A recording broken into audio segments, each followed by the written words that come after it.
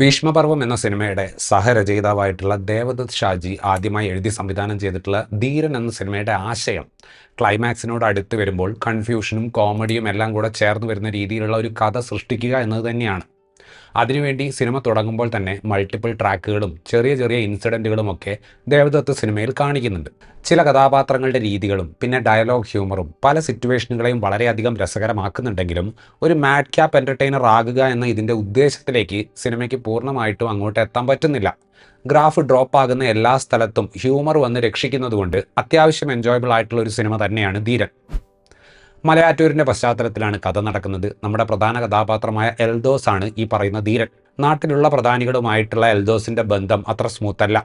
ഇതിനിടെ നാട്ടിലെ പ്രമുഖർ എല്ലാവരും കൂടെ തമിഴ്നാട്ടിലെ ഡെങ്കിണിക്കോട്ടെ എന്ന് പറയുന്ന സ്ഥലത്തേക്ക് ആംബുലൻസ് എടുത്തു പോവുകയാണ്. അവരുടെ നാട്ടിലെ ഒരാൾ അവിടെ വെച്ചൊരു അപകടത്തിൽ മരിച്ചിട്ടുണ്ട്. ആ ബോഡി കൊണ്ടുവരാനാണ് പോകുന്നത്. ആ യാത്രയും അതും എൽദോസും തമ്മിലുള്ള ബന്ധവുമൊക്കെയാണ് ദേവദത്ത് ഷാജിയുടെ ആദ്യ സിനിമയിൽ നമ്മൾ കാണുന്നത്. ഒരു കൺഫ്യൂഷൻ കോമഡി സിനിമയ്ക്ക് പറ്റിയ പ്രിമൈസാണ് ഈ സിനിമയ്ക്കുള്ളത്. സിദ്ദിഖ് ലാൽ സിനിമകളായിട്ടുള്ള ഇൻ ഹരിഹർ നഗർ പോലെയുള്ള ഒരു സോണാണ് താൻ ഈ സിനിമയിലൂടെ അച്ചീവ് ചെയ്യാൻ ശ്രമിക്കുന്നത് എന്ന് സംവിധായകൻ സിനിമയ്ക്ക് മുമ്പേയുള്ള അഭിമുഖങ്ങളിൽ പറഞ്ഞിട്ടുണ്ട്. ഈ സിനിമയിൽ പിന്നീട് ഒരു പ്രധാന ഭാഗമാകാൻ പോകുന്ന സെറ്റപ്പുകളെല്ലാം അവതരിപ്പിച്ചിട്ടുള്ളത് വളരെയധികം എവിഡൻ്റ് ആവുന്ന രീതിയിലാണ് എന്നതാണ് ഒരു പ്രശ്നം. സിനിമയിലെ ഒന്നാമത്തെ സീനിൽ തന്നെ വിനീത് അവതരിപ്പിക്കുന്ന കഥാപാത്രത്തെക്കുറിച്ച് ഡയലോഗിലൂടെ വളരെയധികം ഡീറ്റെയിൽസ് പറയുന്നുണ്ട്. തുടക്കത്തിലെ ഇത്രയധികം ഓവർ എക്സ്പ്ലെയിൻ ചെയ്യുമ്പോൾ ഈ സിനിമ തന്നെ ഒന്ന് പുറകോട്ട് പോവുകയാണ്. ആദ്യമേ ഇങ്ങനെയാകുമ്പോൾ പിന്നീട് അങ്ങോട്ടൊരു ക്യൂരിയോസിറ്റി ക്രിയേറ്റ് ചെയ്യാൻ പറ്റാതെ പോകും. ഇത്തരത്തിലുള്ള പല കഥാപാത്രങ്ങളുള്ള കെയോസ് കോമഡി സിനിമകൾ വർക്കാകുന്നത് കെയോസും ക്യൂരിയോസിറ്റിയും തമ്മിൽ ഒരു നല്ല ബാലൻസ് ഉണ്ടാകുമ്പോഴാണ്. കെയോട്ടിക് കോമഡി ധീരൻ നല്ല രീതിയിൽ മാനേജ് ചെയ്തപ്പോൾ ക്യൂരിയോസിറ്റിയുടെ ഭാഗം അത്രയ്ക്ക് അങ്ങോട്ട് ശരിയായില്ല. സമൂഹത്തിന്റെ നിലപാടുകളെ പരിഹസിക്കുന്ന ഒരു ലെയർ ദേവദത്ത് ഷാജി തന്റെ തിരക്കഥയിൽ കൊണ്ടുവന്നിട്ടുണ്ട്. ഇൻറ്റിമസി വിത്തൗട്ട് കമ്മിറ്റ്മെന്റ് പോലെയുള്ള കാര്യങ്ങളെ ഒരു റൂറൽ സെറ്റിങ്ങിന്റെ പശ്ചാത്തലത്തിൽ പുള്ളി പ്ലേസ് ചെയ്തിട്ടുണ്ട്.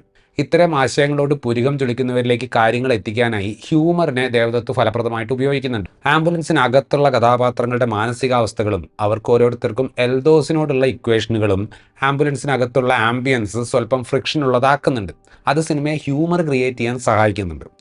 ക്ലൈമാക്സ് ഫൈറ്റിലൊക്കെയുള്ള ചില സന്ദർഭങ്ങൾ നമ്മളെ അതിൻ്റെ ഡയലോഗ് ഹ്യൂമർ ആസ്പെക്റ്റ് കൊണ്ട് നല്ല രീതിയിൽ ചിരിപ്പിക്കുന്നുണ്ട്.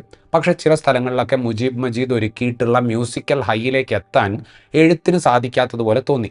തൻ്റെ കംഫർട്ട് സോണായിട്ടുള്ള ഹ്യൂമർ പരിപാടി ചില സ്ഥലങ്ങളിൽ രാജേഷ് മാധവന് ഉപയോഗിക്കാൻ പറ്റുന്നുണ്ട്. പക്ഷേ ഭൂരിഭാഗം സ്ഥലത്തും അത്രയ്ക്ക് ആനിമേറ്റഡ് അല്ലാത്ത സ്വല്പം സീരിയസ് ആയിട്ടുള്ള രീതിയിലാണ് എൽദോസ് എന്ന കഥാപാത്രം പോകുന്നത്. അതൊരിക്കലും കോമഡി ആയിട്ട് മാറുന്നുമില്ല. മെമ്പർ അബ്ബാസായി വന്നിട്ടുള്ള ജഗദീഷ് ഇമോഷണൽ പരിപാടികൾ ഓവർഡു ചെയ്യാതെ ആ കഥാപാത്രത്തിൻ്റെ പക്വത സ്ക്രീനിൽ അവതരിപ്പിക്കുന്നുണ്ട്. മനോജ് കെ ജയനുമായിട്ട് നമ്മൾ അസോസിയേറ്റ് ചെയ്യുന്ന തരം ഒരു സ്വാഗർ ഒരു പരിധിവരെ ആവശ്യപ്പെടുന്ന എന്നാൽ സ്വല്പം സട്ടിലിറ്റി ആവശ്യമുള്ള ഒരു കഥാപാത്രത്തെയാണ് അദ്ദേഹത്തിന് ഈ സിനിമയിൽ ലഭിച്ചിട്ടുള്ളത്. ആ ബാലൻസ് അദ്ദേഹം പെർഫോമൻസിൽ കൊണ്ടുവന്നിട്ടുണ്ട്.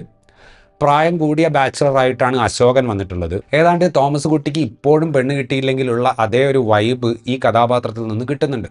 എൻ്റെ അഭിപ്രായത്തിൽ ഈ സിനിമയിൽ ഏറ്റവും എൻ്റർടൈനിങ് ആയിട്ടുള്ള കഥാപാത്രത്തെ ലഭിച്ചിട്ടുള്ളത് സുധീഷിനാണ്. സിനിമയുടെ അവസാന ഭാഗങ്ങളിലേക്ക് എത്തിയപ്പോൾ ആളുകൾ പുള്ളി അവതരിപ്പിക്കുന്ന കഥാപാത്രം ഒന്ന് വായ തുറക്കാൻ കാത്തു നിൽക്കുന്ന പോലത്തെ അവസ്ഥയായിരുന്നു. വിനീതിൻ്റെ കാസർഗോഡൻ കഥാപാത്രം രസകരമായൊരു കാസ്റ്റിംഗ് ചോയ്സ് ആയിരുന്നെങ്കിലും ആ കഥാപാത്രത്തിൻ്റെ എക്സെൻട്രിസിറ്റി പലപ്പോഴും സിനിമയുമായിട്ട് ചേർന്ന് പോകാത്തതുപോലെ തോന്നി. ശബരീഷ് വർമ്മയും അഭിരാം രാധാകൃഷ്ണനും അവരവരെ ഏൽപ്പിച്ച കഥാപാത്രങ്ങളെ രസകരമായിട്ട് ചെയ്തിട്ടുണ്ട്. ശ്രീകൃഷ്ണ ദയാൽ ഫ്രഷ് ആയിട്ടുള്ള ഒരു വില്ലൻ കാസ്റ്റിംഗ് ആയിരുന്നു. എൽദോസിൻ്റെ സിറ്റുവേഷൻഷിപ്പ് പാർട്ട്ണറായിട്ട് അശ്വതി മനോഹരനും നല്ല രീതിയിൽ പെർഫോം ചെയ്തു.